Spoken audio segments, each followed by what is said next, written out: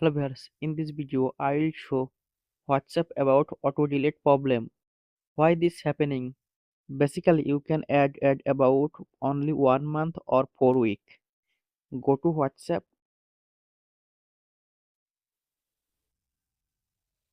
click on three dot menu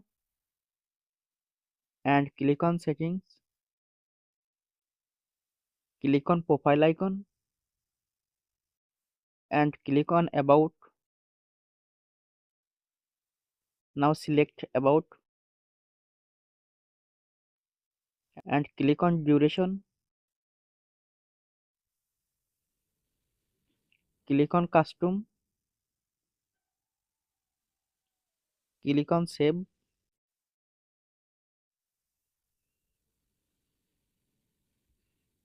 click on OK and click on tick mark.